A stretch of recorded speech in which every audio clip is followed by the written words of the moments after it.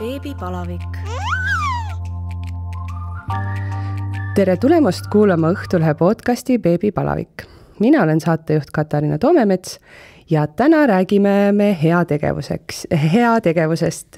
Minul on külas Margarita Ingel fondist Minu unistuste päev. Tere, Margarita! Tere! Pikema sissejuhatuseta räägi, mis see Minu unistuste päeva fond täpselt on ja millega te tegelete?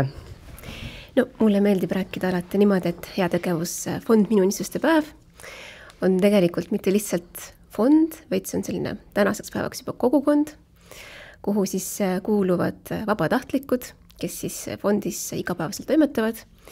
Siis kuuluvad siia meie arstid, kes lapsi nomineerivad, meie toetajad, annetajad ja ka pered. Ehk siis pered, kus kasvavad lapsed, kes võitlevad siis erinevate haigustega. Et see on siis meie kogukond fondi näol ja fond siis toimetab selle nimel, et kinkida nendele lastele ja peredele siis rõõmu, toetust, lootust ja seda tunnet, et unistused täituvad, et nende unistused loevad ja et tasub võidelda ja et maailm on täis häid inimesi. Kuidas see fond üldse sündis ja kuidas sina sinna tee leidsid? No tänaseks on fond 13 aastat vana, tegelikult suvel saab 14. Ja see sündis hoopiski niimoodi, et kaks mitte Eesti päritoluga naist, Helena ja Marianne, üks oli siis Taanist, teine Rootsist, elasid siis Eestis ajutiselt oma peredega. Ja siis nad mõtlesid, et mida toredat võiks siis teha. Et kuna Eestis tegelikult see annetamise ja heategevuskultuur ei ole väga vana, siis oli päris suur maastik, kus toimetada. Ja nad võtsid siis aluseks Rootsis tegutsevat fondi, Minstore Dag, mis samamoodi siis täidab haigete laste unistusi ja siis asutasid sellise fondi Eestis. Et kumbki pani 1 euro sisse ja hakkasid siis kuskilt pihta.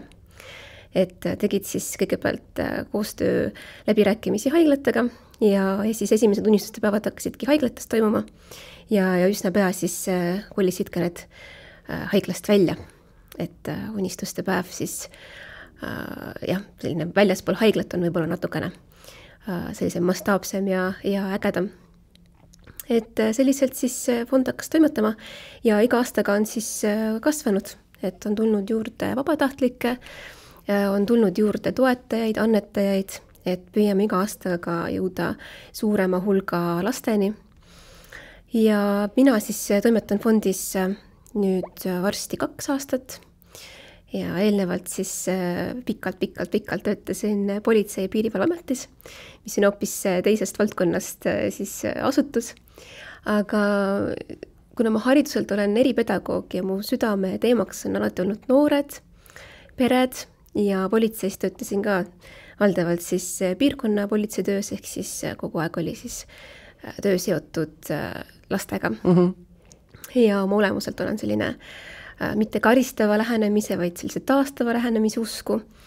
Et siis mingi hetk tundsin, et olen politseis väga paljusid ameteid läbi proovinud ja võib-olla oma 33. eluaastaks on see hetk käes, kus võiks veel midagi teha. Ja tahtsingi midagi, mis viiks mind nagu rohkem tagasi siis laste ja perede juurde. Ja minu esimene kokkupuude unistuste päevaga oli tegelikult mõned aastad tagasi, kui meil politseijaoskonda tuli üks poiss oma unistuste päeva saama ja tema siis suur soov oli siis kohtuda politseinikega, näha politseitööd ja siis me Ida-Harju politseijaoskonnas siis näitasime talle autosid, varustust ja rääkisime tööst. Ja siis ma mõtlesin, et nii ägedaid asju teevad inimesed, et kuidagi jäi südamesse ja siis taaskord oli siis see kohtumine, kui ma hakkasin siis mõtlema, et mida ma siis nagu teha tahaksin ja avastasin, et otsitakse uut tegevjuhti. Mis sa teed seal täpselt siis? Mis tegevjuhi töö on? No tegevjuht teeb kõike. Et just nägin vahvat reelsi, kus kus oli niisugune video, et kui sa oled juht, siis kuidas inimesed kujutavad ette, et sa tuled kuskile sisse, sa oled hästi niisugune äge boss ja antakse sulle mingi jook kätte ja pannakse, ma ei tea, tool lähemale. Aga tegelikult reaalsus on see, et sa teed kõike, alustades siis elementaarsest koristamisest, asjade tassimisest, ma ei tea, poes käimisest, kui on vaja midagi osta, hankida, kõik sellised väiksed asjad ka. Kuni muidugi selleni välja, et tänaseks on fond ikkagi suur organisatsioon võrdlemisi Eesti vaates ja heategevusmaastiku vaates, et meil on 100 inimest, kes siis on vabatahtlikud ja panustavad ja juhtimisosa on päris suur, et igapäevaselt siis on vaja teha erinevaid otsuseid, teha läbirääkimisi koostööpartneritega, vaadata, et kõik ilusti jookseks, et nominatsioonid jõuaksid õigesti nii kohale kui ka edasi projektidesse, et see töö on selline seinas, on hästi põnev, hästi vaheldusrikas. Eile näiteks oli meil selline vahva päev, kus meil oli takeover Estiku grupiga, ehk siis me võtsime üle nende Instagrami konto ja siis terve päev ma põhimõtteliselt tegin reelse ja postitasin storysid sellest, et mis on meie fond, millega me tegeleme, et vahelduseks korraks selline päev, et kus on hästi palju sellist kommunikatsiooni ja meediat, et kõike seinast seina. Ja siis, kui on vaja, siis tegevjuht läheb, teeb unistuste päeva ka. Sa ütlesid, et teie meeskond on koos vabatahtlikega 100 inimest, aga kui suur see nii-öelda tuumik on? Admin tiim nimetame me seda, eks ju, et meid ongi 3 inimest, et mina ja siis 2 koostööjuhti poole kohaga, erinevad siis nii-öelda töösuunitlustega. Et üks koostööjuht vastutab siis rohkem personali, koolituste, selliste sisemiste koostööprotsesside eest ja teine koostööjuht on siis väliskoostöö kontaktide peal, ehk siis koostööpartnerid ja kampaaniad ja erinevad sellised koostöödiilid. Ja siis mina tegevjuht, et kõik siis muu ja siis seal, kus on, nagu ma ütlesin ka, et tekivad mingid olukorrad, siis alati tegevjuht on see, kes katab. Heategevusfond tundub ja vabatahtlikult tundub selline asi, et see ongi vabatahtlik töö. Ma eeldan, et sina saad ikkagi oma töö eest ka palka. Ja, et sageli küsitakse ka, et kuidas te siis jõuate, kui te teete vabatahtlikult, et mingist hetkest, kui organisatsioon kasvab ja neid tegevusi ja ka seda, ütleme siis ühiskonnale välja öeldud lubadusi on nii palju ja neid ootusi on ka, et me täidame, et neid lubadusi, mida me oleme nagu välja öelnud ja ka inimeste ootus on see, et unistuste päevad ju sünnivad ja lähevad edasi ja tegelikult nominatsioone on päris palju ja iga aastaga tuleb juurde. Et siis mingist hetkest vabatahtlikuna seda nagu koormust ära ei halda, et siis peabki teistest nii-öelda tööülesannetest lahti laskma või töökohtadest ja siis nii-öelda täiskohaga siis tegelema fondi teemadega. Et see on täna see reaalsus ja mul on hea meel, et fond on tegelikult kasvanud ja see on hästi palju kõnetanud Eesti inimesi ja nii põnev mina kui inimene, kes tuleb väljaspool sellist heategevust maastikku, et olen olnud terve elu põhimõtteliselt politseiametnik, oleme küll seal ka kaasanud abipolitseinike ehk siis kokkupuude vabatahtliku tööga ja vabatahtlik kaasamisega on varasemalt olnud. Aga mul polnud võib-olla varasemalt ettekujutust, et kui hästi inimesed tulevad kaasa, siis kui on reaalne vajadus, kui nad näevad, et nad saavad kedagi aidata ja et kuidagi see kokkuhoidmine ühiskonnas on päris tugev ja mul on hästi hea meel selle üle, sest et Eesti ühiskond on teistmoodi võib-olla kui mõnes teises riigis, et me oleme väike rahvus ja me peame kokku hoidma ja heategevusfondis ma näen, kuidas inimesed tegelikult on avatud südametega ja tulevad väga hästi kaasa. Te täidate siis haigete laste unistusi. On need lapsed kuidagi piiritletud näiteks vanuseliselt, nii-öelda haiguse raskustasemest või mida see haigus siis ka nii-öelda tähendab? Oma kommunikatsioonis me alati räägime, et krooniliselt või raskelt haiged lapsed, mis siis tähendabki seda, et see on kas elukestev haigus. Näitena võingi tuua näiteks diabeet, mis on tänapäeval väga levinud laste seas ja tekkepõhjused on erinevaid ja sageli inimesed, kes pole kokku puutunud, ei adu, kui tõsise ja raske haigusega tegemist on. Et visuaalselt need lapsed ju tegelikult ei erine kuidagi, et sa ei saagi aru, et midagi on teistmoodi. Aga kogu see elukorraldus ja elukvaliteet on hoopis midagi muud. Ja see pinge, millest need lapsed ja vanemad elavad, sellepärast, et see haigus on niivõrd ohtlik, et ütleme, mingite asjade tegemisel või tegemata jätmisel on ikkagi väga suur risk elule. Ehk siis sellised elukestvad haigused või siis rasked haigused, neid on niivõrd suur spekter, et me ei ole neid kuidagi määratlenud või piiritlenud, et ma võin lihtsalt loetleda valdkondi, et kuna meil nominatsioonid valdavalt tulevadki Tallinna Lastehaiglast või Tartu Ülikooli Kliinikumi lastekliinikumist, et siis arstid nomineerivad ja arstid teavad väga hästi, mis tähendab raske haigus, et võib-olla kõige levin või mida inimesed, ütleme, võib-olla kohe ära tunnevad, on siis onkoloogia haigus, eks ju, et seda haigust esineb ka päris palju lastel, et igal aastal avastatakse kuskil 30 uut juhtumit, et päris suur protsent ja kõik teised igasugused südame, vereringe, liiges, neuroloogilised, kõik erinevad haigused, mis on olemas ja tõsi on see, et igal aastal me avastame uut mingit harvikhaigust enda jaoks, et valdkonnas juba töötame nii mõnda aega, aga iga kord on mõni uus haigus, mis nagu üllatab. Ja lisaks eelmisest aastast hakkasime ka tihedat koostööd tegema Tallinna Laste Vaimse Tervisekeskusega ja praegu fookuses on ka suuresti ka sellised vaimse tervise mured, mis sageli kujunevad siis kas mõne muu haiguse taustal või siis mingitel teistel põhjustel, aga mis see vaimne tervis on natukene võib-olla, kus ma ütlen siis teistmoodi siis mure, et seda on raske võib-olla analüüsidega mõõta, et ta ongi selline teistmoodi tuvastatav, aga samamoodi võib mõjutada lapse elu kvaliteeti ja kogu sellist toimetulekut pikaajaliselt. Kas nad on vanuseliselt piiritletud või kõik vanuses 0 kuni 18 kvalifitseeruvad? Meil on mingid sellised põhimõtted, millest me lähtume, et alati on erandeid, aga selline põhiline vanuseline sihtgrupp on alates 4. eluaastast, seda sellepärast, et umbes selles vanuses laps võib-olla hakkab aru saama mingitest sellistest suurematest sündmustest tema elus, et jällegi ei taha öelda, et nagu enne laps ei saa aru, aga kui me räägime unistuste päeva võib-olla sellisest mõjust, siis alates 4. eluaastast see mõju on selline suurem.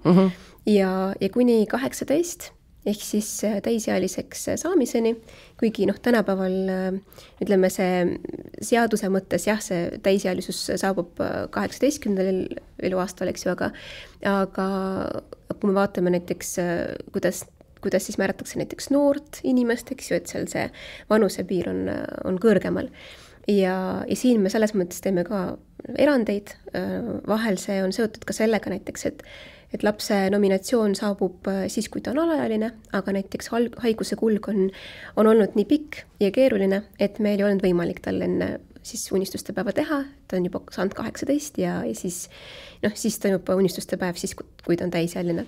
Või näiteks osade noorte puhul ongi üheks selliseks tervise eripäraks on intellektipuue või siis mõni selline sündroom, nagu näiteks Downi sündroom, kus siis ongi, et me ei saa öelda, et 18-aastane noor on täiskasvanu, eks ju, et siis oleme ka teinud selliseid erandeid. Kui palju teil umbes aastas annetajaid on ja kui suuri summasid teile annetatakse ja kuidas see aastatega siis muutunud on? Eks annetajad jagunevad selliselt, et on eraisikutest annetajad ja on juriidilistest isikutest annetajad. Eraisikud on samamoodi jagunevad siis need inimesed, kes annetavad kord aastas näiteks või kord mingi perioodi jooksul Näiteks on praegu populaarsust kasvamas see, et lähenemine, et inimesed näiteks ei soovi sünnipäevakingitust, vaid et paluvadki teha oma sõpradel annetuse, mis on minu meelest väga äge lähenemine tänapäeva sellises materialistlikus maailmas, kus meil tegelikult üleüldse nagu seda ületarbimist on nii palju, et sageli ongi see endalgi probleem, et mis siis inimesele kinkida sünnipäevaks ja nii äge, kui saab kellelegi annetada. Et on inimesi, kes on püsiannetajad, kes on vormistanud siis püsiannetuse ja iga kuu siis laekub mingi summa, et me alati räägime sellest, et püsiannetus on igale heategevusorganisatsioonile ülioluline, sellepärast et just see tagabki sellise jätkusuutlikkuse ja kindluse järgmises päevas. Ja see püsiannetuse summa ei pea üldse olema midagi suurt, et meil on neid summasid alates 1 eurost kuni siis suuremateni, aga ütleme selline keskmine annetamise summa jääb 10-15 euro vahele. Ja siis juriidilised isikud samamoodi, et meil on püsiannetajad, kes annetavad igakuiselt erinevate siis lähenemistega, et meil on siin üks ja koostööpartner KPMG, kes siis sanktsioneerib seal oma töötajaid siis erinevate selliste väikeste apsakate või reeglite rikkumise eest siis väikeste summadega ja koguneb siis igakuiselt mingisugune siis rahasumma kokku ja nad annetavad siis seda meile. Siis on lihtsalt, kes samamoodi on vormistanud ennast püsiannetajateks ja muidugi kõige populaarsem aeg on jõulude aeg, kus tehakse neid ühekordseid annetusi, tehakse koostöökampaaniaid, et üha rohkem tegelikult on näha, kuidas ka ettevõtted muutuvad selliseks vastutustundlikumaks, et otsivad oma sellist niši või sellist sihtrühma, keda toetada ja kõiki kõnetavadki erinevad sihtrühmad, mis ongi väga õige, et see erasektor tegelikult leiaks ka selle tee sinna heategevusse ja võib-olla selliste seaks ka oma fookust ka sinna, et kuidas nagu selliste pehmete väärtustega edasi minna ja see koht oma ettevõttes leida. Väga oluline osa teie meeskonnast on vabatahtlikud. Mida nemad siis teevad ja kus te neid leiate? Vabatahtlikud ongi meie põhiressurss. Ma olen kogu aeg saanud riielda selle eest, et ma inimesi ressursiks nimetan. Et ma lihtsalt tulen politseist ja paraku mingid terminid tulevad sealt, eks ju. Aga ma alati kasutan seda parimate mõtetega. Ja ma tõesti ütlengi siiralt, et ilma inimesteta, ilma vabatahtliketa ei oleks võimalik ühtegi unistuste päeva ellu viia. Ehk siis see on põhijõud, see on, ma ei tea, alustala A ja O, et meie inimesed ja inimesed leiavad meid läbi siis erinevate kanalite, et kes tuleb sõbra kaudu, kes näeb meie sotsiaalmeedias postitusi sellest, mida me teeme ja innustuvad ja tulevad, kes on näiteks ka kunagi, kelle lapsed on näiteks saanud unistuste päeva, et selliseid vabatahtlikke on ka. Ehk siis inimesi kõnetab ja tänapäeva inimene tegelikult otsib sellist eneseteostuse võimalust, mis pakuks hingele midagi. Ja unistuste päeva ellu viimine on midagi väga erilist, et see on tõesti vabatahtliku jaoks ka see võimalus tunda ennast päris unistuste haldjana. Meil on selline motiiv unistuste päevas, et mul praegu pusa seljas ja seal selja peal on kirjas ka unistuste haldes, et niimoodi me kutsume siis meie vabatahtlikke. Ja see teadmine või kuidagi see tunne, et sa saad ühe lapse jaoks teha midagi väga ägedat, millest on unistanud ja sul ei ole põhimõtteliselt piire. Et see on hästi selline võimestav ja äge tunne ja lisaks muidugi ka, mida vabatahtlikud on välja toonud, et see teadvustus, et kui sa näed, kuidas üks pere ja laps võitlevad mõne haigusega, siis see väärtuste ümberhindamine, et tegelikult enda elust on ikkagi kõik väga korras, eks isegi siis, kui me ei tea, kurdame, et hinnad on tõusnud või mingisugused olmemured tekivad, et siis võib-olla saad korraks aru, et kus need väärtused nagu tegelikult on. Kas vabatahtlik on teil selline, kes on nii-öelda kogu aeg kirjas, teebki kogu aeg igasuguseid asju või võib ka olla nii, et ma tulen ja teen ühe korra ja siis näiteks rohkem ei tee? jällegi räägin kõikide heategevusorganisatsioonide eest, et me alati ootame inimesi, kes on sellised püsivalt aktiivsed. Et lihtsalt sellepärast, et ka tööspetsiifika on selline, et me ju koolitame inimesi välja ja me laseme neid ligi peredele ja lastele, ehk siis me tahame koostööd teha kontrollitud inimestega, kes ongi usaldusväärsed ja see usaldusväärsus tekibki pikaajalise koostöö tulemusel. Ja praegu me sihime, ütleme siis nii, just selliseid vabatahtlikke, kes tahavad pidevalt olla töös. Oma keskis just parajasti vaatasime meie vabatahtlike nii-öelda siis koosseisule peale, et võibki välja tuua, et meil on 3 sellist gruppi, et on vabatahtlikud, kes on näiteks kunagi tulnud ja olnud hästi aktiivsed, aga tänaseks paratamatult, eks ju, vabatahtlikkus on selline, tulevad muutused vahele, tuleb elu sisse, vahepeal saadakse lapsi, minnakse üle teistele töökohtadele ja siis see ajajaotus nagu muutub.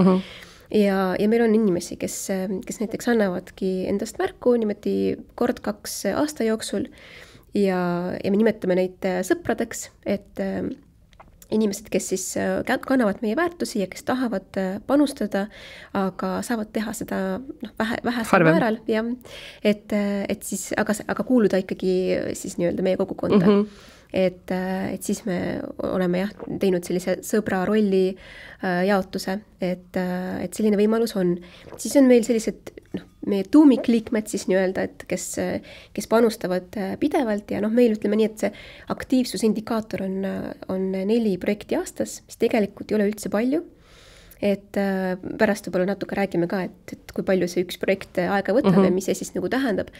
Et 4 projekti aastased, ehk siis inimene on püsivalt siis kontaktis meie tegevustega, kuna me elame sellisel kiirelt muutuvas maailmas, siis hästi palju uuendusi tekib fondis kogu aeg, uued koostööpartnerid, koostööprojektid, et lihtsalt on oluline olla kogu aeg nii-öelda kursis. Infoväljas ka sees, eks ju.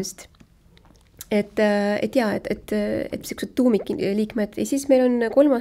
roll on selline, kus tegemist on projektijuhtidega, siis inimesed, kes on samamoodi vabatahtlikud, aga kelle kätte siis usaldame seda projekti, selle juhtimist, ehk siis projektijuht on see, kes korraldab siis kogu selle unistuste päeva siis töökulgu, et kaasab siis teisi meeskonnaliikmeid, suhtleb perega, paneb lukku siis unistuste päevakava ja ta on natuke siuke vastutavam või sellisem rohkem vastutus siis sellel rollil. Sa ütlesid, et te koolitate neid vabatahtlikke. Kuidas ja mis aladel, et mina isiklikult, ütleme keskmise inimesena, kes on näinud küll erinevaid asju, mida minu unistuste päev teeb ja teab, et seal on vabatahtlikud, siis mina nagu eeldaks, et see vabatahtlik tuleb lihtsalt sinna unistuste päeval, võib-olla ta on selle perekonna, eks ju, saatja või siis tema on see, kes paneb selle päevakava paika ja suhtleb näiteks asutustega, ma ei tea, politseiga või kellega iganes, aga miks neid koolitada vaja on? Helistada oskab igaüks ju. Just, eks ju, et see on hea küsimus. Kui on organisatsioonis ka 100 inimest, siis peabki arvestama, et kõik inimesed ongi erinevad. Ja selleks, et ühes projekti meeskonnas, kus tavaliselt on 3-4 inimesed saaksid toimetada, et meil kõigil peavad olema sarnased põhimõtted ja arusaamad, kuidas me toimetame. Ja see on olnud ka tegelikult ja siiamaani väljakutse, et me jõuaksime kuskile nagu samasse infovälja või sellisesse ühte stilistikasse, sellepärast, et algul võibki tunduda, et mis see siis ole, et unistuste päev, et ainult toredad ja ägedad tegevused ja kui meie sotsiaalmeediat vaadata, siis me kajastamegi seda lõpptulemust. Aga seal on hästi palju telgi tagust, et kuidas siis see unistuste päev siis nagu nii püsti panna. Ja mida me koolitame kõigepealt üleüldse, et viime inimest siis kurssi, mis on fondi väärtused, mis on meie töö põhimõtted. Näiteks, mis on hästi suur põhimõte see, et me unistuste päeva korraldades lähtume sellest, et me pakume elamust ja kogemusi. Ehk siis me ei suuna oma ressurssi siis materiaalsete kingitustele. Et ma tean, et teistes riikides on sarnaseid organisatsioone ja me teeme nendega koostööd. Oleme ühes Erasmus+ projektis praegu ja oleme siis kursis, et et teistes riikides sageli näiteks, kui lapse unistus on saada, ma ei tea, uus iPhone või uus PlayStation, siis see ongi unistus ja seda täidetakse. Et meie siin väga palju kaalume seda, et ma ei saa öelda, et me mitte kunagi ei tee kingitusi, aga need on pigem erandjuhud. Olukordades, kus lapse tervis on sellises olukorras või seal maal, et tal ei ole võimalik teistsugust unistuste päeva teha. Muul juhul me alati keskendume just elamustele ja uutele kogemustele selleks, et laps kogeks neid emotsioone ja avardaks võib-olla ka sellist nagu maailmavaadet selle kohta, et mis see elu tegelikult on. Et sageli just haigusega võideldes lastel ju ei ole seda võimalust elada täisväärtuslikku lapsepõlve ja väga paljud asjad ja tegevused jäävad täiesti kogemata. Ja see unistuste päeva mõte ongi see, et pakkuda võimalikult ägedat sellist elamuste rohket sündmust, mis oleks seotud lapse unistamisega. Et tulles tagasi nüüd koolituse juurde, eks ju, et need põhimõtted on hästi olulised, et meie vabatahtlikud lähtuksid samadest põhimõtetest ja meil oleks ühine arusaam, mida me teeme siin fondis ja mis on see eesmärk.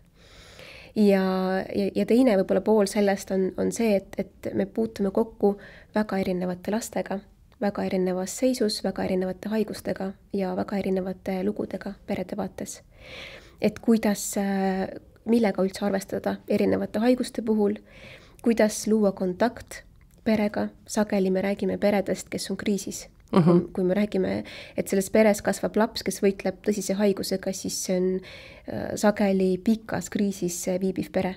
Mida see tähendab? Et kuidas me nendega töötame, kuidas me hoiame neid hoolivalt, kuidas me nendega läbi käime, sellepärast, et ka selles olukorras ütleme nii, et unistuste päev on alati rõõmus sündmus, aga see võimekus võib-olla perel vastu võtta, see hea tegu ja vabatahtliku kontakt ja kogu see protseduur, et see ei ole alati see, et näpud püsti ja hakkame toimetama. Et need telgitaguseid on seal tegelikult omajagu, aga mitte midagi ei ole sellist, mis oleks ületamatu. Oluline ongi see, et inimesel oleks võib-olla õige või selline selge arusaam, et kuhu ta tuleb. Et üks asi ongi see lõpptulemus, unistuste päev, ja selle nimel me teeme tööd, aga mis see kõik endasse hõlmab, et see on hoopis võib-olla muu lugu. Et jah, võib-olla inimene tulebki selle kuidagi tundega või arvamusega, et mis teen selle ühe päeva ära, eks ju, ja ongi kõik, aga tegelikult võib selle ühe päeva korralduseks tõesti minna ju, ma ei tea, 1, 2, 5, mitu iganes kuud, eks ju, ja see pead ikkagi olema selle protsessi juures terve selle aja, mitte nii, et sa tuled ainult sinna kohale ja võtan käest kinni ja viin selle lapse kohale. Kui paljude laste unistusi Minu unistuste päeva fond praeguseks täitnud on nende kõikide aastate jooksul? Ma üritasin seda kokku lugeda ja see on hea küsimus. Esimestel aastatel olidki, ma ei tea, esimene aasta olid mõned unistuste päevad ja iga aastaga on see kasvanud ja eelmise aasta siis number on 60 ja sel aastal tahame siis jällegi numbrit kasvatada või suuremaks saada. Et selles mõttes jah, oleme praegu sellises dünaamilises kasvus, et iga aastaga meil tuleb rohkem koostööpartnereid, rohkem annetajaid ja rohkem nominatsioone. Et mis ei tähenda üldse seda, et kuidagi nagu, ütleme siis haigeid lapsi on rohkem, vaid me jõuame lihtsalt rohkemate juurde. Et seda võib-olla on nagu oluline välja öelda, et muidu inimesed hakkavad muretsema, et mis laste tervisega lahti on. Et pigem jah, niipidi. Kuidas siis sa nimetad seda nomineerimiseks kogu aeg, et kuidas sa juba ütlesid, et arstid neid nomineerivad, aga kas on ka võimalik, et pere ise teie poole pöördub või see käib ikkagi arstide kaudu? Me alati selgitame seda, et me teeme koostööd 2 Eesti suurima lastehaiglaga, mis ei välista seda, et meie poole saaks pöörduda kuidagi muul viisil, et meie poole on pöördutud otse, et pered ise, ma ei tea, peretuttavad või sõbrad või kolleegid või lastekaitse on pöördunud. Ehk siis, mida me esimesena teeme, et ma alati küsin, et kes on lapse raviarst ja me anname raviarstile teada, et tema laps on jõudnud unistuste päeva programmi, et arsti käest me ei küsi mingisugust andmeid, meil ei olegi selleks õigust, eks ju, aga vahel lihtsalt on oluline, et arst teaks, et teatud haiguse siis olukorras laps hakkab osalema programmis, et võib-olla vahel arst tahab mingeid soovitusi perele kaasa anda, mida siis nagu teha või mitte teha, millega arvestada, millega mitte. Ja samamoodi siis kuna haigused ongi väga erinevad ja ega välimuselt alati ei saa aru, et lapsel midagi viga on, eks ju, et see on ka selline filter, mis nagu aitab meil olla oma sihtrühma juures alati. Ehk siis arst sulle kinnitab, et jah, see laps on päriselt haige, eks ju. Praeguses maailmas, kus just hiljuti tuleb meelde üks juhtum, kus koguti raha väga haigele lapsele ja selgus, et tegelikult seda last ei ole, eks ju, olemas. Et sul peab ikkagi olema ju kinnitus, et jah, päriselt nii on. Just, et meie üheks suureks ülesandeks ühtemaseks on olla ka hästi läbipaistev, ka meie koostööpartnerite, eks ju, ja annetajate suunal, et need rahad ja need päevad toimuvad tõesti meie sihtrühma lastele, nendele, kellest me räägime. Et meie ülesanne on seda alati kontrollida, et pered võtavad seda väga rahulikult vastu, et ei ole siiamaani olnud ühtegi küsimust, et miks me seda küsime. Et oleme ka neid kõiki andmeid väga delikaatselt allatanud, et kõiki ka kajastusi, mida me teeme kodulehel, et alati kooskõlastame peredega, et täpselt nii palju, kui pere on valmis jagama, et osad pered ja lapsed tahavad olla oma näoga, oma nimega, ja ma alati selgitan ka, et kui nad on valmis niimoodi olema, et siis on väga hea, kui me saame natukene sellest haigusest rääkida, lihtsalt selleks, et võib-olla sellise ühiskonna teadlikkust tõsta, et jällegi, nagu ma ütlesin, et sageli need haigused, neid ei ole nagu näos kirjas, aga need väljenduvad kuidagi teistmoodi. Vahel on ka tegelikult näos kirjas, eks ju, välimuse vaates, eks ju, ja millega puutuvad kokku siis lapsed, kellel on mõned sellised haigused, on koolikeskkonnas, on koolikiusamise ohvriks on väga kergesti langeda. Et seetõttu siis selline üldsuse teavitus on ka üks meie selliseks missiooniks, et panna inimesi mõtlema selle peale, et kui ma näen näiteks oma enda lapse klassis lapsi, kes on teistmoodi, kes näevad teistmoodi välja, või näiteks kui ma olen laps või noor, eks ju, et kui ma korraks mõtlen, et miks need lapsed on sellised, eks ju, miks nad on teistsugused, miks nad käituvad võib-olla teistmoodi või näevad välja, eks ju, et selle taga on tegelikult haigus, on elukestev või siis selline raske olukord ja ma alati räägin seda, et igaüks võib olla unistuste haldes, selleks ei pea isegi fondis midagi tegema või midagi annetama, vaid lihtsalt olla natukene empaatilisem ja hoolivam, et lihtsalt öelda midagi head, toetavat ja mitte kiusata, et see on väga-väga suur asi, mida saab teha igaüks, ükskõik mis vanuses. Kas te võtate vastu kõik lapsed, keda nomineeritakse või peate te ikkagi tegema ka mingi valiku ja kui te teete valikut, siis mille järgi? Kui see laps on meie sihtrühma laps, ehk siis ta läheb sinna alla, tal on krooniline või raske haigus, siis me võtame ta vastu. Et jah, see sõna nominatsioon on selline hästi ametlik ja suur, et tekib et nagu peakski valima sealt kedagi, eks ju. Et meil on mingi komisjon, mis siis valib, aga tegelikult ei ole, et kõik nominatsioonid laekuvad mulle ja minu ülesanne ongi kontrollida, et laps vastab meie sihtrühmale ja siis ta panna siis võimalikult kiiresti töösse, ehk siis anda üle projekti meeskonnale. Et siiamaani me ei ole tagasi lükanud või kuidagi nagu ootele pannud ühtegi meie sihtrühma last.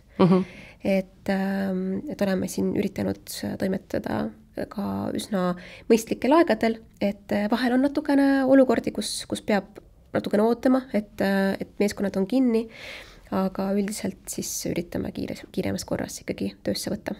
On teil ka tulnud ette seda, et te peate kuidagi prioriseerima kedagi, et tõesti on näha, et te tahate mingi lapse unistust täita, aga võib-olla tal on jäänud, ma ei tea, 2 kuud elada, et siis lihtsalt võtate nagu järjekorras ette, sest nii on. No, siin juures ma kohe ütlen seda, et üldiselt kõik meie lapsed ikkagi elavad kaua, et meil ei ole sellist olukorda fondis, et lihtsalt kuuled ära jehmuks, et kui keegi võib-olla tahab tulla vabatahtlikuks, mõtleb, et issand, et nii keeruline. Yeah. Et pigem meie jaoks on see nagu väga erand olukord, et aastas juhtub seda, aga mitte tihti. no seda võib ju juhtuda ka isegi siis, et näiteks, et noh, ütleme, ta on juba nomineeritud, aga siis järsku lihtsalt tervis, eks ju, halveneb. Et noh, võib-olla ta on teil juba ootab unistuse täitmist, et noh, lihtsalt teoreetiline selline küsimus. Jaa, et vastuseks sellele küsimusele, et tõesti on teatud haigused, mida me prioritiseerime ja kindlasti tegemist on alati onkoloogiliste haigustega. Et vahel me teame näiteks, et ongi, ma ei tea, ravi on läbitud ja on mingi toetusravi, et siis on aru saadav, et ei ole kiire loomuline nominatsioon selles mõttes, et me peame nüüd täna jooksma, eks ju.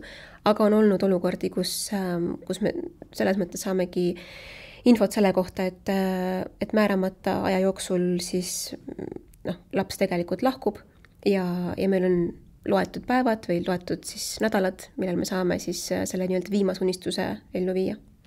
Kui tihti teile neid lapsi nomineeritakse, et kas on ikka nii, et iga kuu mõni või on nii, et võib-olla ühes kuus tuleb 5 tükki, siis ei tule mitu kuud jälle midagi või noh, ma kujutan ette muidugi, et see on ka mega erinev. No ütleme nii, et kuna minu ajalugu fondis on 2 aastat, et siis ma võin selle pinnalt öelda, et kui ma tulin, siis ma muidugi arvasin, et see on ju loomulik, et nominatsioonid tulevad kogu aeg ise enesest, et nii äge fond aga reaalsus on see, et inimesed, kes lapsi nomineerivad, nad teevad põhikohaga mingit muud tööd. No, need on arstid, eks ju, et nad tegelevad elude päästmisega ja ravimisega ja noh, võt nii palju, kui ma ka ei tahaks, aga nad kogu aeg ei mõtle selle peale, et võiks veel unistuste päeva, eks last nomineerida. Mis tähendab siis seda, et eks ma pean olema see tüütu kärbes, kes käib ja tülitab ja tuletab meelde ja noh, heas mõttes tüütu kärbes, eks ju, et keegi pahaks ei pane, aga lihtsalt see, et tuleb kogu aeg endast märku anda, tuletada meelde. Ja meil on ka koostööpartneritest ühingud, kes nomineerivad oma ühingus siis oma ühingu perede lapsi ja siis pidevalt hoia nendega kontakti ja praegu nominatsioonid tulevad kogu aeg, et sisuliselt iga kuu laekuvad, et niimoodi, et meil oleks kuskil auk ja ei tule mitu aega, siis sellist olukorda pole, pigem sükane püsivalt tulevad sisse. Kuidas siis ühe unistuste päeva korraldamine käib, et tuleb nominatsioon, laps unistab sellest, kuidas see siis korraldamine hakkab tööle kuni selle hetkeni, kuni see päev päriselt juhtub? No tehniliselt see käib niimoodi, hästi niimoodi üldiselt rääkides, siis nominatsioon laekub mulle, mina võtan alati ühendust perega, telefoni teel suhtlen, teen sellise tere tulemast kõne neile, selgitan, et mis unistuste päev on, mis hakkab saama, siis me vormistame nõusoleku vormi, lapsevanem annab nõusoleku, et siis selline päev üldse lapsele tehakse, lepime kokku, kuidas me seda kajastust võime teha. Ja siis ma annan siis nominatsiooni edasi projektimeeskonnale ja projektimeeskond on siis, nagu ma ennetasin ka, et 3 või 4 siis vabatahtlikust koosnev siis üksus või kollektiiv ja projektijuht on siis see, kes võtab ühendust perega, lepitakse kokku kohtumine selleks, et perega siis lapsega tuttavaks saada ja hakataksegi uurima ja rääkima siis lapsega sellest, et mis siis nagu need huvialad, mis on siis need unistused, kes see laps üldse on. Ja sageli ongi, et lapsed, kes võitlevad pikalt haigusega, nad ei oskagi unistada, aga see ei ole ainult laste probleem. Et kui ma täiskasvanute käest küsin ka, et mis teie unistused on, siis inimesed jäävad ikka päris pikalt mõtlema, et meil ei ole see omane, et me unistaksime, üldse Eesti inimesed kui realistlik, eks ju, et me tavaliselt muretseme oma asju ja nii edasi, eks ju, aga et me unistaksime, et see ei ole nagu väga tavapärane. Ja seda enam, kui sul on kodus haige laps, siis võib-olla sul ei olegi aega mõelda sellele, millest mina unistan, et sinu põhimõtteliselt ainus unistus on see, et su laps terveks saaks. Ja sageli ongi, et need on pole sellised need raskemad hetked, kus laps ütlebki, et ma unistan sellest, et ma saaksin terveks, on ju.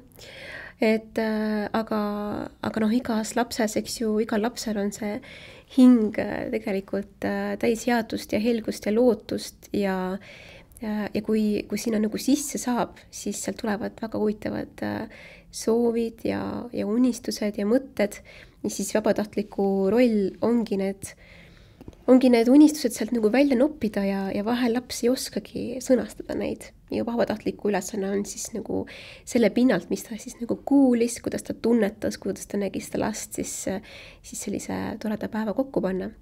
Nii et jah, see on niisugune paras väljakutse, et kui nüüd jälle linkida sinna, et miks koolitusi vaja on, siis elementaarselt see, et kuidas üldse niisugust dialoogi pidada ja olla siis selline usaldusväärne ja soe lapse jaoks, kelle jaoks olete hästi võõras tädi või onu. Kus siis on välja nopitud need mõtted, millest laps võiks unistada, mis siis saab? Siis projektimeeskond hakkab tööle, siis jaotatakse ülesanded, et kõigepealt pannakse paika siis see esmane kava, et kuidas see päev siis võiks välja näha, millega see võiks alata, kuidas see võiks edasi minna, et kes võiks tulla kaasatud, see on hästi individuaalne, et me räägime küll personaalsete unistuste päevast, aga loogiline on see, et lapse lähiring, ehk siis sageli kas õde-vend, perekond, võib-olla mõni parim sõber, on ka sinna unistuste päeva kaasatud. Et mis unistuste päev, eks ju, kui see on ainult mulle ja ma ei saa sinna kedagi kaasa võtta. Et siis vabatahtlikud panevad paika selle esmase plaani ja jaotavad ära ülesanded, et kes mida korraldab, kes mille eest vastutab. Ja hakatakse siis toimetama, võetakse ühendust siis erinevate koostööpartneritega või ettevõtetega, kes ei ole veel meiega koostööd teinud.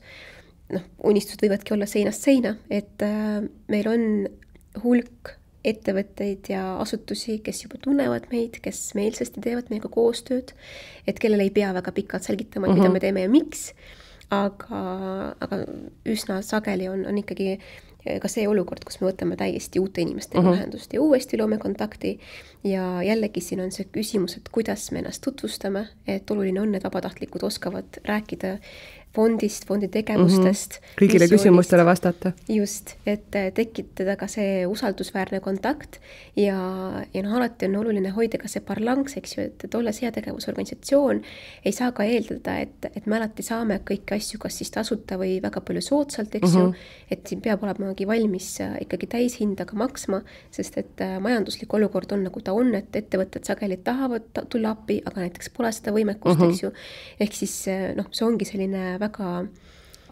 põhjalik ja taktitundeline ja selline tasakaalukas koostöö ja lähenemine igale koostööpartnerile. Ehk siis see telgitagune on see, et me ei tööta ainult laste ja vanematega, eks ju, vaid ka meie koostööpartneritega ja püüame ka nendega viisakalt ja kenasti nagu läbi käia, et need koostöösuhted püsiksid, et me saaksime oma tööd jätkata. Siit kohe tuleb ka võib-olla selline ääremärkus, et tõesti sa ütlesid, et kuigi heategevusfond siis kõiki asju ei saa tasuta, et see ongi tegelikult ju see, kuhu siis ka annetajate raha muuhulgas läheb, eks ju? No just täpselt, et kuna laste unistused ongi täiesti seinast seina ja mõni unistus on lihtsam, kus ei lähegi tegelikult väga suurt kulutust rahalist ja siis jällegi tuleb teine projekt, kus need unistused on seotud mingite tegevustega, mis jällegi nagu võtavad selle eelarve nagu hästi-hästi suureks. Ehk siis alati üritame leida sellise kesktee, aga tõesti väga paljud ettevõtted tulevad vastu hindadega ja tulevad vastu teenustega ja see on lihtsalt imetlusväärne, kuidas üks Eesti inimene, nagu ma enne ütlesin ka, tuleb kaasa ja on valmis nagu panustama. Ja samas lihtsalt on hulk kuluridasid, mida peab katma rahaga, et midagi pole teha. Mis on siis võib-olla kõige keerulisem või kulukam unistus, mida te täitnud olete? Ega see kulukus ja keerukus ei käi käsi käes üldiselt. Et keeruline on alati see, kui me räägime mingisugusest hästi eksklusiivsest asjast, mida siis laps soovib. Ja mida sageli ei olegi võimalik nii palju rahaga ära osta, eks ju, et siin lähevad käiku mingid muud sellised lähenemised. Mis näiteks selline asi võiks olla?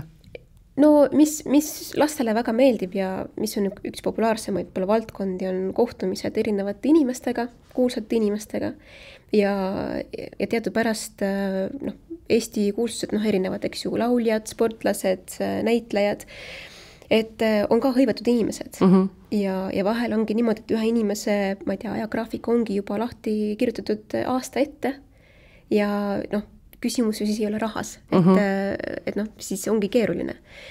Et võib-olla see keerukus nagu rohkem on seotud sellega. Või näiteks tahabki laps midagi sellist, mida Eestis ei ole, et me üritame alati teha unistuste päevi Eestis, aga noh, alati 100% ei ole see võimalik. Kuigi väga paljusid unistusi on võimalik Eestis täita, vaatamata sellele, et me oleme väike riik, et meie võimalused on siin päris suured ja me alati üritame siis koostööd teha ja raha jätta ka siia Eestimaale ikkagi. Et noh, ütleme kulukateks unistuste päevadeks ongi kõik võimalikud sellised väljaspool Eestit toimuvad unistuste päevad. Ja noh, ma ei tea, kui rääkida mingitest reisidest, siis noh, kõikidele meeldib reisida, eks ju, et see või ole võib-olla nagu see põhjus, miks üks või teine laps läheb kuskile, vaid et kui ongi tema unistus väga kitsalt seotud hästi kindla temaatikaga, nagu näiteks oli meil siin üks poiss, kes oli totaalne Harry Potteri fänn, noh, tal oli kõik oli Harry Potteriga seotud, lihtsalt ainult üks Harry Potter oligi igas tema elu hetkes ja etapis ja selge see, et kõik võimalikud Harry Potteri teemad, mis on Eestis saadaval, olid nagu läbi võetud, et see Harry Potteri siis maailmakülastus Londonis oli siis see mis siis nagu päriselt sellist unistust täitis, et jah, kõik sellised võib-olla reisimisega seotud unistused on võib-olla kõige rahaliselt kulukamad. Aga noh, jällegi, et võtad ühendust erinevate koostööpartneritega, inimestega, et tullakse ikkagi vastu, aidatakse kaasa mõelda, ehk siis miskit ei ole siiamaani nagu pooleli jäänud või katki jäänud, et kõik on võimalik. No te olete käinud näiteks, ma ei tea, kättemaksukontori võtteplatsil ja Ott Tänaku ralliautos on lapsed istunud, et kas tulevad niimoodi kuulsad inimesed või kergelt vastu? Noh, et kui neil vähegi on, et kuigi ütleb, et tead, mul see päev on juba täiesti täis, aga võt ma pigistan selle 5 minutit võib-olla sinna vahele. Või siis on ka see, et te lükkate edasi seda päeva, sest näiteks sellel inimesel on, ma ei tea, 3 päeva hiljem võimalus. Eks üldiselt Eesti kuulsused tulevad väga hästi kaasa. Et tõesti väga suure ja soe südamega inimesed, et on olnud erinevaid erandeid või väljakutseid ja see ei ole seotud sellega, et inimene on kuidagi pahatahtlik või ignorantne, aga nagu ma enne ütlesin ka, et ongi hästi tihe graafik ja kui me räägime kuulsatest inimestest, siis tegelikult tegemist on ju ka tavainimestega, kellel on oma eraelu, pereelu, kohustused ja see, et see kuulsus kaasas käib, et see on ka nagu, ütleme siis nagu väga, väga suur koormus, millega kaasnevad erinevad justkui nagu kohustused ja siis et sa peadki tegema hea tegevust, eks ju. Sa pead tegema, eks ju, ja ega meie ju fond kindlasti ei ole ka ainuke, kes võtab võib-olla ühendust ja tahab mingit kontakti või mingit koostööd ja nii edasi, et sellest kõigest nagu saab aru, et eks me alati üritamegi tülitada meie kuulsusi ainult päris olukordades, kus me näeme, et see on selle lapse suur soov, südame soov kohtuda. Et üldiselt olemegi saanud ka kõige raskesti kättesaadavaid inimesi niimoodi kätte, et omajagu tegemist, aga siiamaani jah, on kõik õnnestunud. Millest teile nomineeritud lapsed praegu unistavad näiteks? Need unistused on ka nii seinast seina, nagu ma just enne mainisin, et meil on siiamaani lapsi Eestis, kes ei ole käinud loomaaias näiteks oma lapsepõlve jooksul, kes ei ole oma perega jõudnud spaasse, kes ei ole teinud selliseid asju, mille puhul sa mõtled, et kuidas see võimalik on. Et noh, päriselt, et me elame 21. sajandil, meil on AI ajastu ja meil on lapsed, kes ei ole käinud loomaias, kes ei ole näinud või käes hoidnud, ma ei tea, PlayStationi pulti näiteks.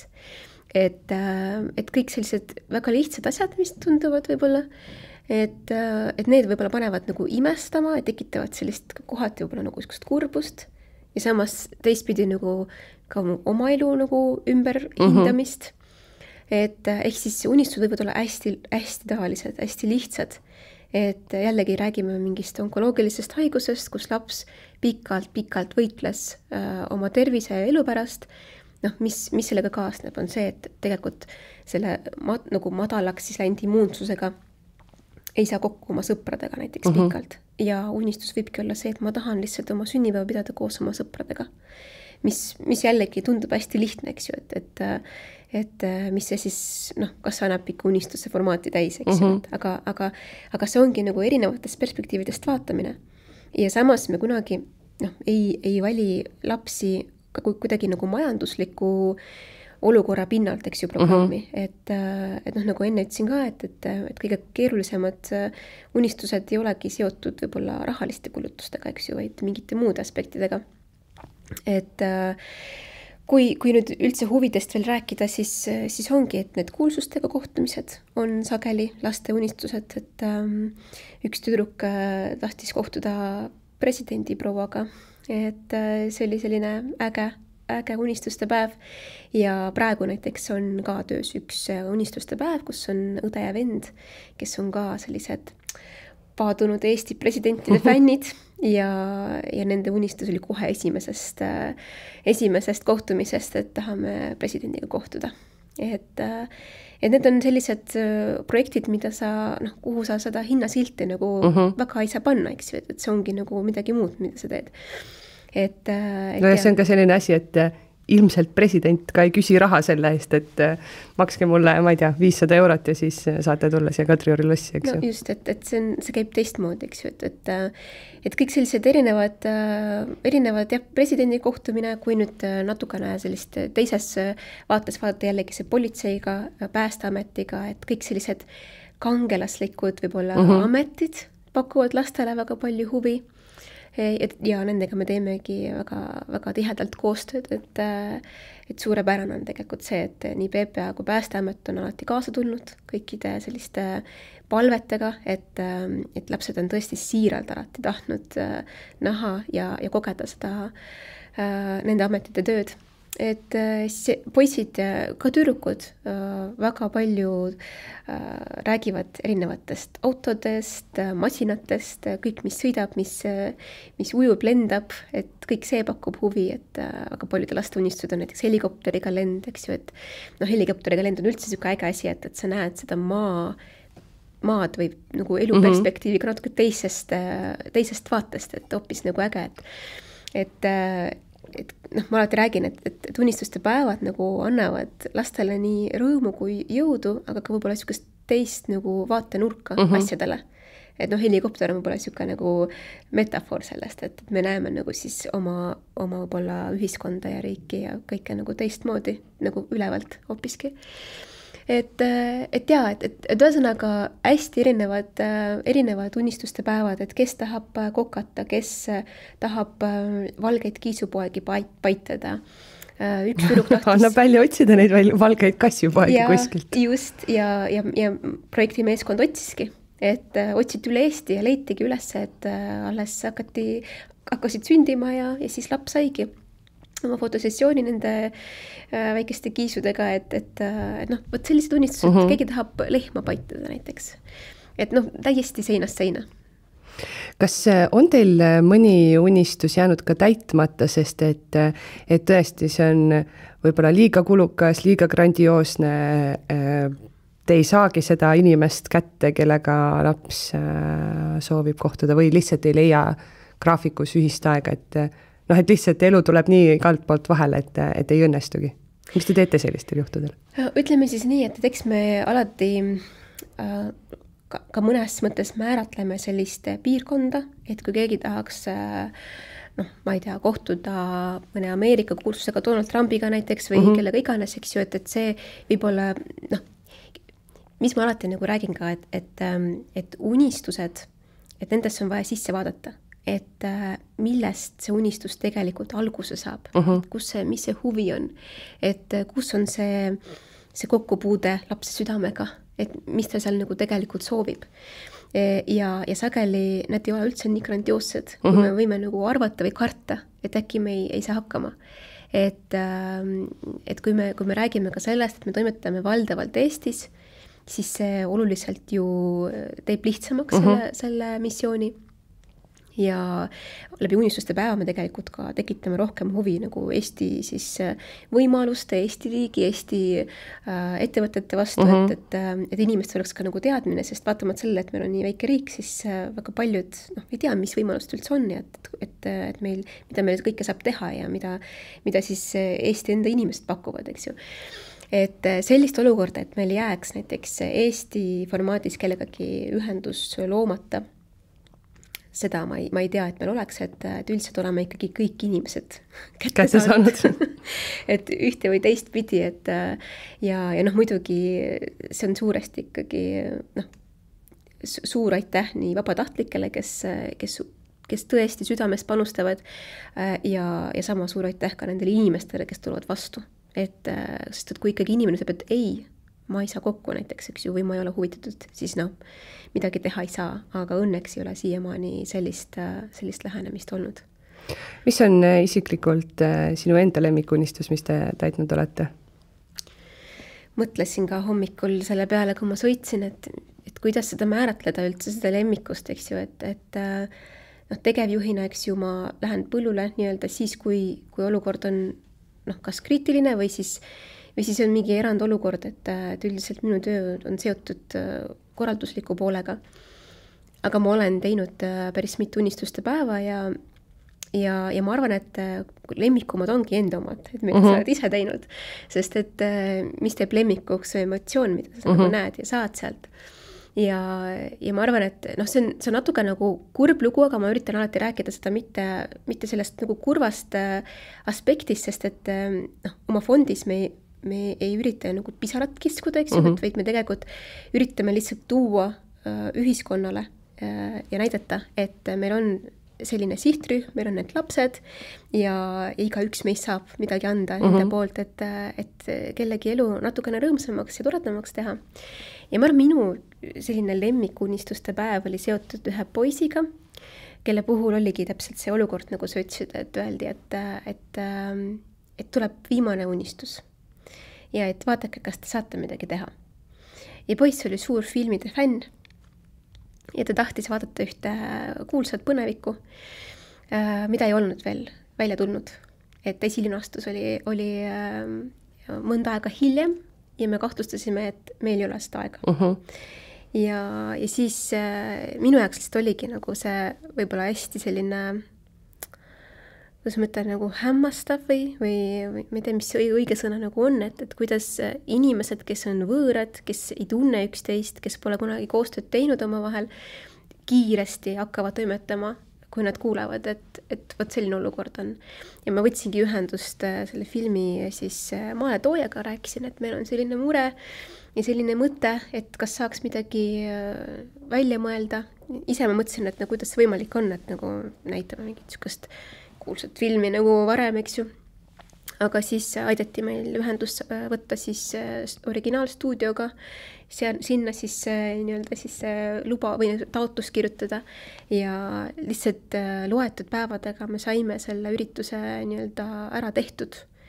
Ja kaasa tulid siis suur kinokett, eks ju, et kuna see lugu tegelikult ei ole kunagi olnud meil avalikus meedias, siis ma ei nimeta ühtegi nimetust, et pole kooskõlastatud, aga tõesti mitme päevaga saime siis sellise toreda pereürituse püsti, kus terve pere läks siis seda filmi vaatama. Sisuliselt tegemist oli viimase sellise pereüritusega. Nad olid siis privaatsaalis, said siis ennast hästi tunda, said seal kaasa igasuguseid ägedaid plakateid. Ja see oli, alguses mulle tunduski, et see oli kuidagi nii lühike unistuste päev, ainult üks tegevus.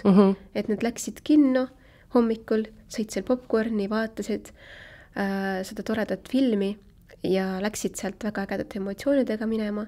Ja siis mõtlesin, et et äkki midagi võiks veel teha. Tagantjärgi ma saan aru, et see oli väga suur asi, et see poiss nägi selle filmi ära ja siis see lugu lõppes niimoodi, et oli üks päev enne esilinastust. Ja siis me saime teada, et see poiss lahkus singlite juurde.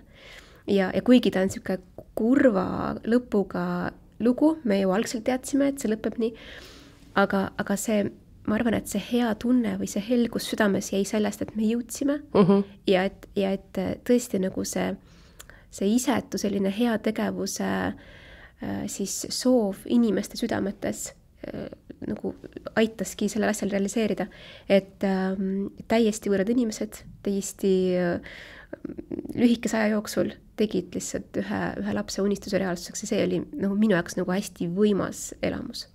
Ja seda grandioossust ju tegelikult näitab ka see, et te saite loa sellelt USA või Ameerika stuudiot, eks ju, kes on selle filmi teinud, et ma kujutan ette, või tähendab, vabandust, ma ei kujutaks ette, et kui keegi ütleb, et ta tahab näha võib-olla uut Ämblikmehe filmi, mis tuleb 2 kuu pärast kinno, et ma mõtleks, et seda ei ole võimalik teha, et me ei saa eluski seda luba, et kuskil väikeses Eestis näidata Ämblikmehe filmi 2 kuud enne, eks ju. Jaa, eks mul olid sarnased tunded, eks igaks just ütlen, et see polnud Ämblikmehe film. Ja, lihtsalt minu suvaline näide. Aga jah, et tõesti mu enda nagu sisetunne oli ka, et see ei ole võimalik. Et see oli see hea nagu taipamine, kus täiskasvanu inimesel tulevad ka need piirid nagu peas, et ei ole võimalik. Aga tegelikult nii palju asju on võimalik, aga me lihtsalt ise nagu seame piire. Ja võib-olla fondi üks mõte ongi see, et me nihutame neid piire lastel, sellepärast, et üleüldse, eks ju, ka täiskasvanu inimese piirid ju kujunevad lapsepõlves. Et me saame mingi kogemuse, et me ei saa või me ei sobi või me ei ole piisavad või ma ei tea, meie mõtted on, ma ei tea, rumalad või ei ole ägedad, eks ju. Aga see on see, millega pärast väga paljud täiskasvanud, eks ju, tegelevad erineval moel, eks ju, või siis ei tegele, aga tunnevad neid tagajärgi. Et meie see üks nagu soov ongi neid piire nihutada ja näidata, et tegelikult kõik on võimalik ja ka kõige sellised hullud või ebareaalsed mõtted ja ideed on nagu teostatavad. Tuleb vähemalt küsida. Kui ei saa, siis ei saa, eks ju. No mina isiklikult usun seda, et kui sa oled nagu välja öelnud mingi asja, siis see juba käivitab protsessi sinna poole, et see realiseeruks. Nii et igal juhul et alati üritame ka süstida seda enesekindlust, et ütle välja, et julge unistada. Ja põhiline ongi see, et me tahame tekitada lapsel seda efekti, et ma unistasin, ma julgesin öelda, see täitus. Et ma julgen teha seda edaspidi ka. See on väga tore mõte, millega lõpetada. Margarita, aitäh sulle tulemast. Ma soovin teile ülipalju edu, et te saaksite veel rohkemate laste unistusi täita ja kindlasti ka üleskutse kõigile kuulajatele, et annetage fondile. Aitäh teile! Ja aitäh kõigile kuulamast! Kuula Beebipalavikku üle nädala neljapäeviti Spotify'st, iTunes'ist või kust iganes oma podcastid leiad.